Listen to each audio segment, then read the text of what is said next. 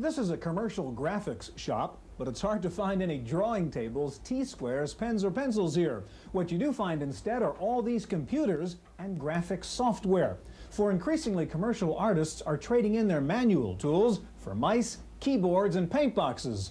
Today we take a look at business graphics computer style on this edition of the Computer Chronicles.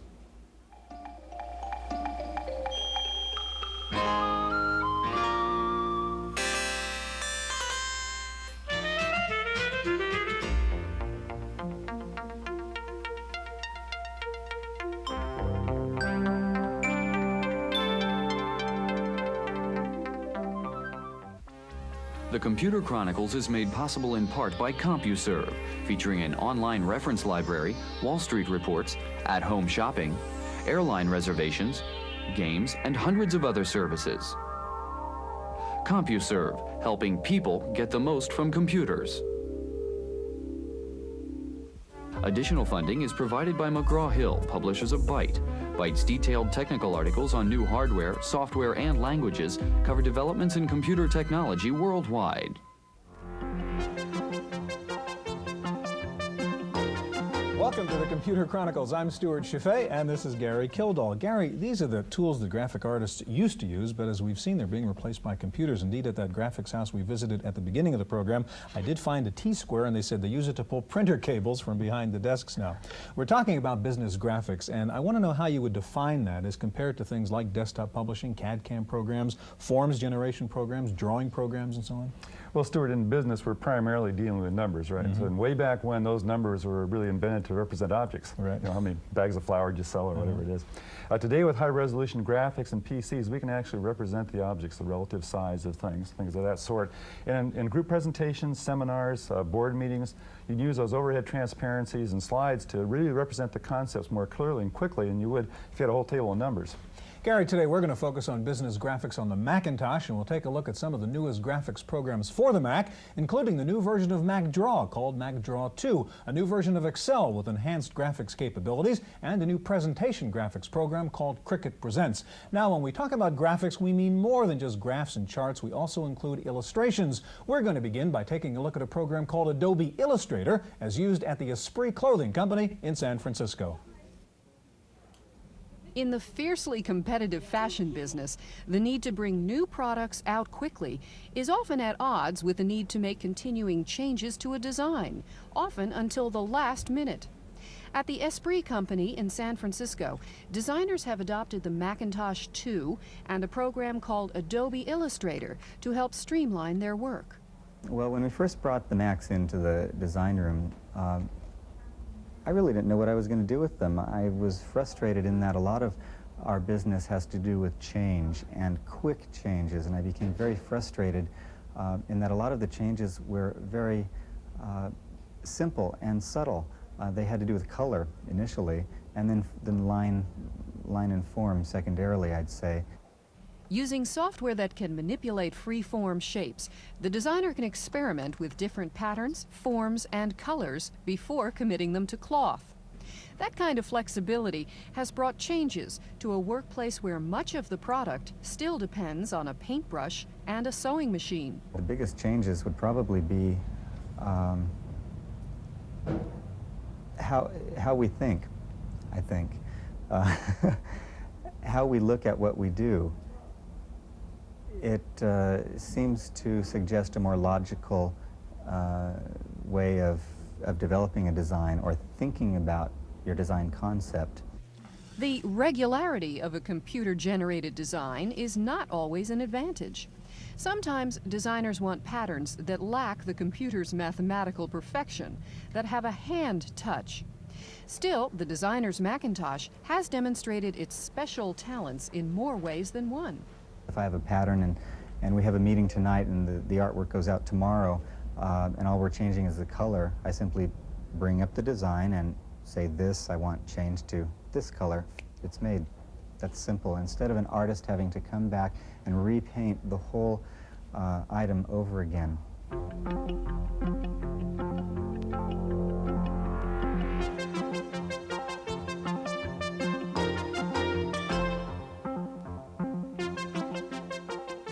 Joining us in the studio now is Pradeep Singh. He's product manager with Microsoft, the makers of Excel. And next to Pradeep is Marian Kramer, product manager with Claris, Apple's new software subsidiary. They're the makers of MacDraw, Gary. Pradeep, you and Marian are both introducing second generation, or demoing second generation software here. What is it the customers have asked for in the second generation of business graphics? In the most immediate sense, support for the latest version of Apple hardware, in the sense of supporting color, in the sense of supporting multi-finder, being able to make their charting business graphics a lot simpler and so on. Excel's always been a great business graphics product, so there didn't have to be much basic change to underlying functionality. Of course, the new version does a lot of other stuff, but I'm going to focus in on the business graphics section. Can you demo it for us? Certainly. Here's an example of a chart of a table of an insurance premium analysis. Someone's got an insurance payment he makes over 20 years, and he's got a guaranteed policy value, he's got a total policy value which the agent promises him. What we're looking at is data which is in a table, but doesn't really have a strong impact. Let me make a chart out of this and show you how the impact changes. I select the data, I say new, give me a chart, and notice Excel makes a whole bunch of intelligent decisions. It decides what the axis is going to be. It decides what's going to be plotted here. And in fact, if I go in and say, add a legend, it even knows what the legend should be. Notice, I didn't say anything to the data. It's scaling the data then down according to the values that were in the table and the time span and so forth. Absolutely. It's doing both the scalings and it's deciding what point means what. Okay.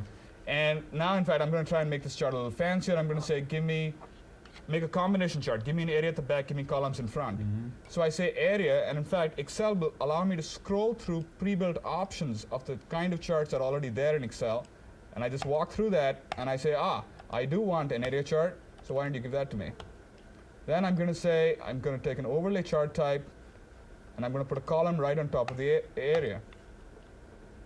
I want two series on the two columns rather than just one.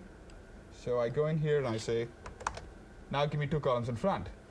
And like that, now I can go on, and in fact, I just need, talking about user interface, I select a legend, I double click on it, I say give me a shadow, make a border weight, change the kind of text you've got here.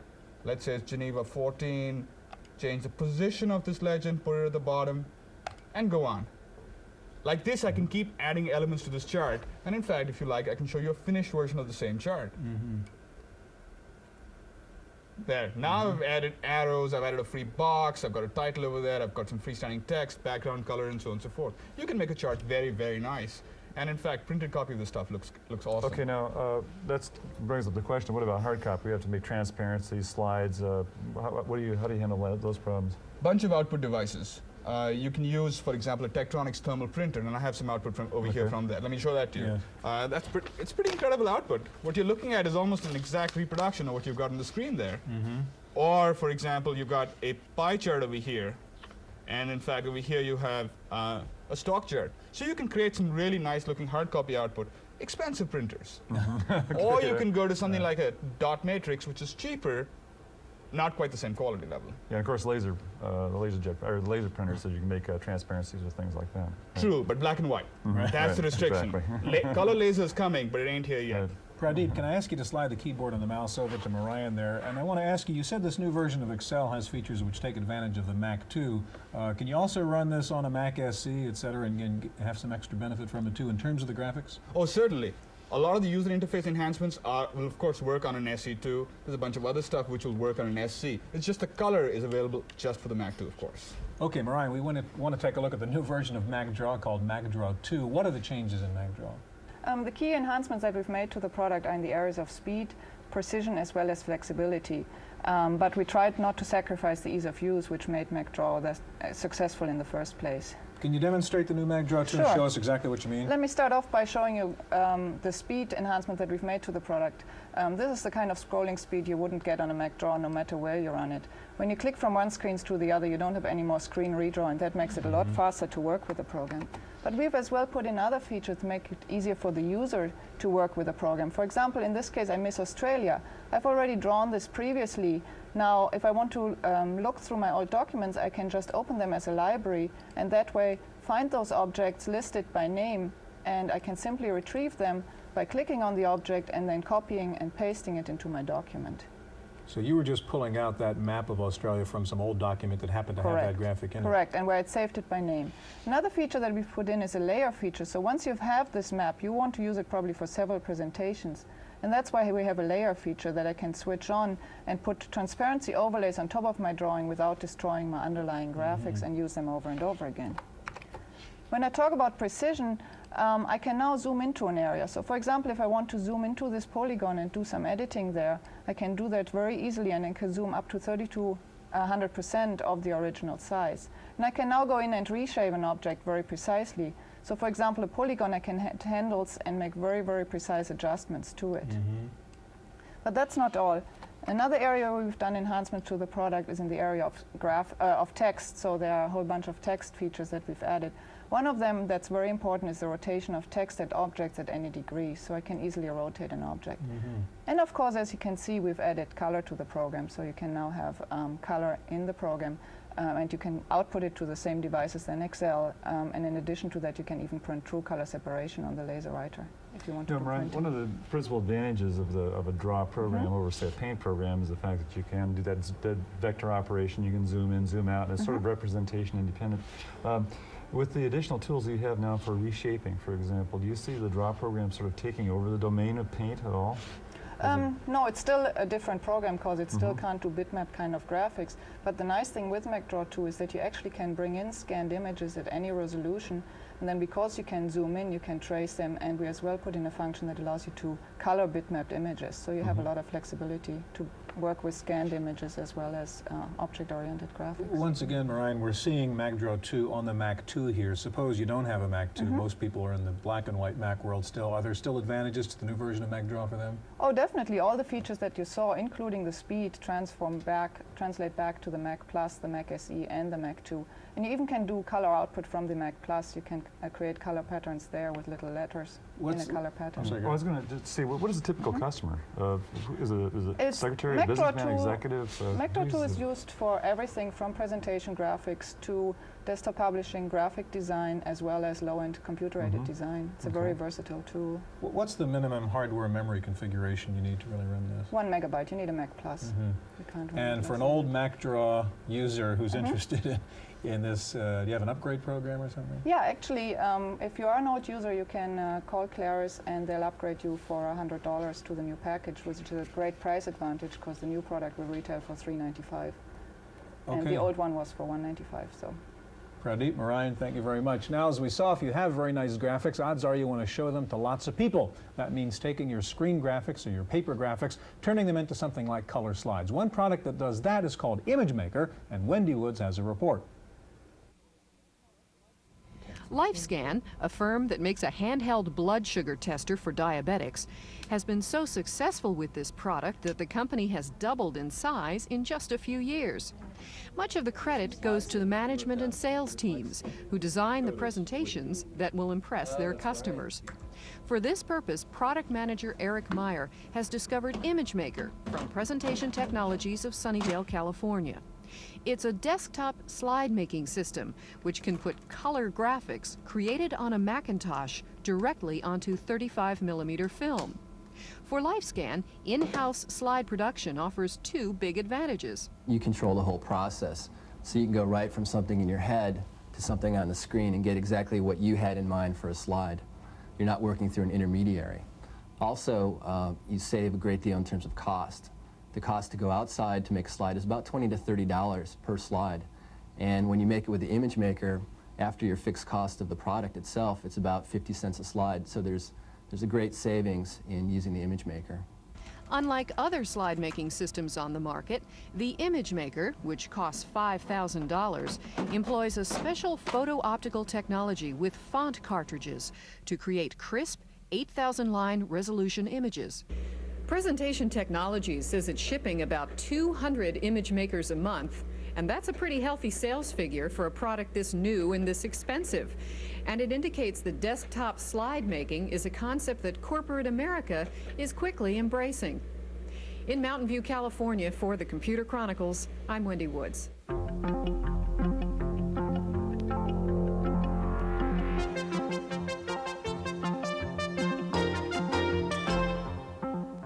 With us in the studio now is Barry Schuler, CEO of Cricut Software. Next to Barry is the president of Cricut, Dara Muldoon.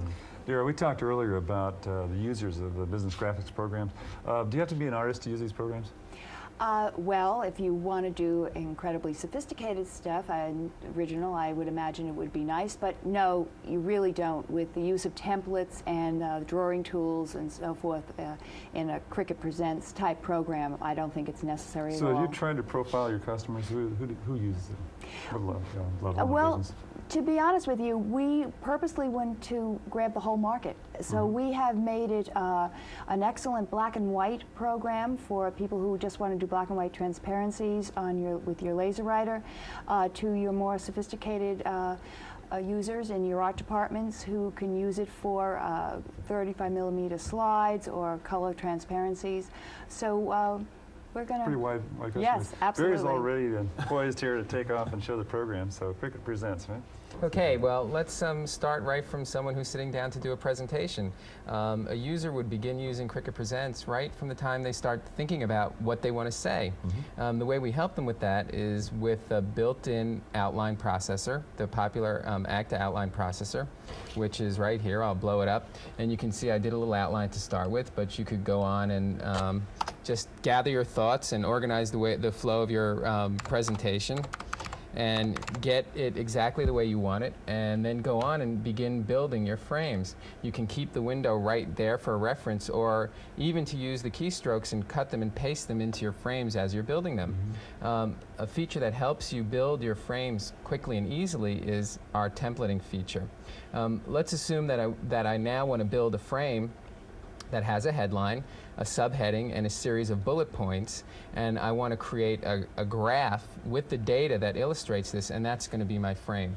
Well, so when you say build a frame, Barry, you mean the slide, if you will, that you're going to show at the presentation. Exactly. Okay. Rather than a document processor which has a series of pages, this is a presentation package, and a presentation consists of a series of frames. That could be 35mm frames or overhead frames. Cricut Presents can do any of those different media.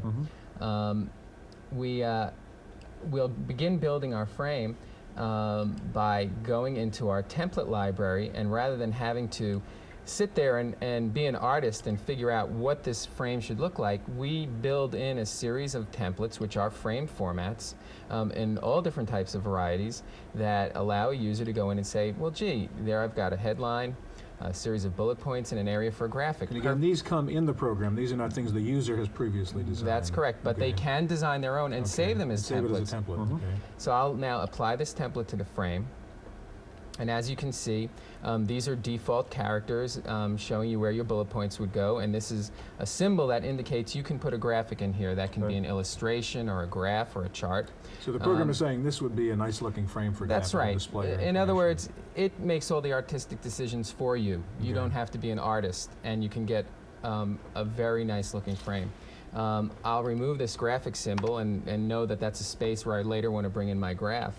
Now I'm going to go back to my outline, and rather than having to retype all the information in, I'm simply going to cut and paste. So I'll cut the headline, I'll go back to this window, and I will go into my edit mode and simply paste in my text. Now you notice when I click off of it, the type style, the color, everything's been selected for me. I can do the same thing with the bullet points and drop them right into that area, again by cutting, going back, going into the edit mode, and just pasting it right in. So very quickly I'm already building my frame. Now in here, excuse me, default modes there for the fonts and type size and so on? That maintains all of your type parameters, your size, your color, etc. So again, all those decisions have been pre-selected, but it is totally editable. So you could go back and change those. You could go in right now and make any of the changes in formats, or you could just change the color simply from here, select from any of 64 colors. Now I want to go and show a graphic representation of data that I have for my sales projections, and I can do that right from within Cricut Presents using our graphing tool. The graphing tool will let you create a graph, or there's another way, again an easier way to create a graph using our template library. I'll go back to the template library, and in here there are pre-created graphs. I'll go through here. In this case, I'm looking for a column graph. And here we have one that I had done previously. And I will apply it to the frame. Now, this frame, this graph template doesn't necessarily have the data, my data in it. And the way that I customize this is by simply double-clicking on it. I go into the data worksheet, and then I would simply... So you have a sort of spreadsheet built into the program also? That's correct. It doesn't have the mathematical functions of a spreadsheet, but it is for putting in your data and formatting your data. And basically then I would just simply click off, and there's my graph. I could enhance this further by going into our drawing tools and perhaps drawing an arrow that points out or enhances a particular point on the chart. Again, I can select all the different parameters for it, customize it. A sample shows me what it's going to look like, and then I apply it to the frame, and there's the arrow. There are several drawing tools. In fact, the drawing tools are very comprehensive and in color, with specialized tools for doing the types of flow diagrams and charts that you would find in a presentation. What about importing graphics and text from other programs? We have very powerful importing features. We support all of the popular file formats, PICT, PIC2, MacPaint, EPSF, and we even let you do some exciting things with the images that you import. I'll bring an image right in now that's a PICT file, and even though this was a black and white PICT file that was created with another program, I can now take this, and with a feature called Colorize PICT, I can colorize this by simply assigning colors to all the patterns that appear and the text as well. The frame version of colorizing old black and white movies. That's right. Ted Turner would love this. And you can see it automatically colorizes. So people who have a library of illustrations they may have created can use this feature. Beyond the actual creation of your frames, we allow you to do your speaker's notes. You can use your, simply go into the note view, and what you would find here is a representation of a screen, and you could go into the text editor and then write your speech right here. Yeah, we have to move along. Just one last question. Dara, do you see this whole presentation graphics thing? I mean, it's almost like a new desktop publishing boom, isn't it? I think definitely, but I also think the market could be even larger. I think, look at us at this table. We're more apt to do presentations than we are to create our own newsletter, personally. So I think the market is quite large, as they have predicted. Dara Barry, thank you very much. That's our look at business graphics on the Macintosh. Next week we'll continue our look with business graphics for the IBM world, so I hope you'll join us then.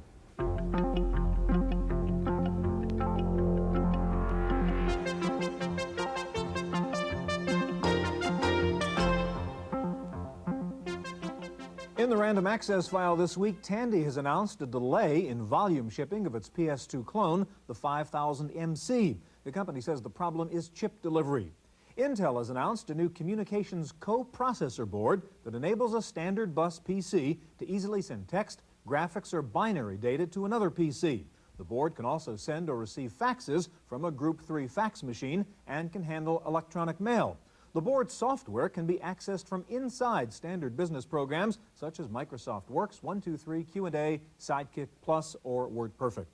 Apple has unveiled a new 4-megabyte Mac 2. The company says the extra memory is needed for users working with Multifinder or HyperCard. Apple is also coming out with a 4-megabyte memory upgrade kit for existing Macs. The Supreme Court is planning to put its opinions online. The court has asked for proposals from database providers for a system which could instantly bring high court decisions to lawyers. There is now usually a lag of several weeks before printed legal journals distribute Supreme Court opinions. The Russians were in the Silicon Valley last week not to spy but to buy, and they made a deal with Micropro to develop a Russian language version of WordStar.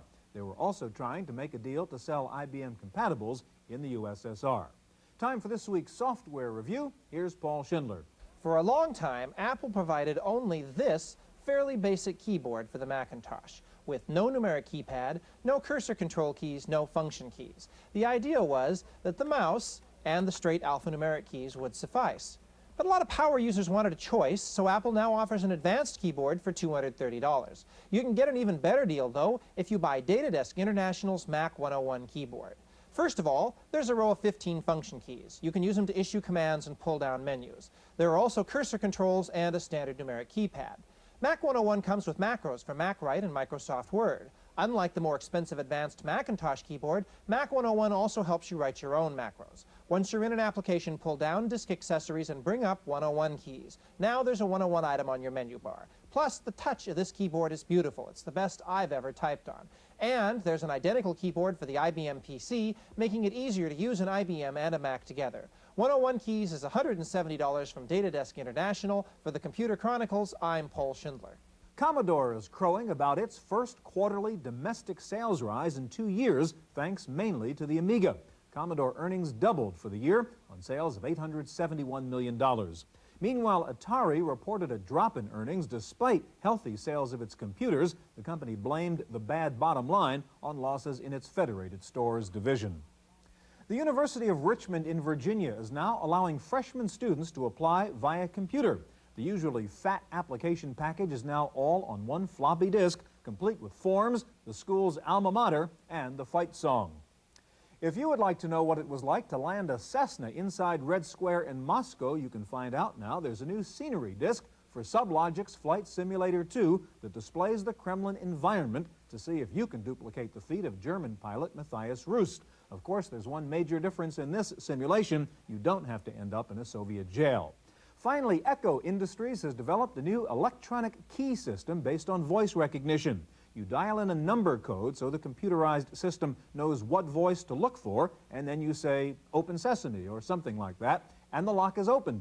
The company says the system is extremely reliable, if anything, too reliable. If your speech is slightly slurred due to too much alcohol, the computer probably won't recognize your voice and won't let you in. That's it for this week's Random Access. See you next time. The Computer Chronicles is made possible in part by CompuServe, featuring an online reference library, Wall Street reports, at-home shopping, airline reservations, games, and hundreds of other services. CompuServe, helping people get the most from computers. Additional funding is provided by McGraw-Hill, publishers of Byte. Byte's detailed technical articles on new hardware, software, and languages cover developments in computer technology worldwide. For a transcript of this week's Computer Chronicles, send $3 to PTV Publications, Post Office Box 701, Kent, Ohio 44240. Please indicate program date.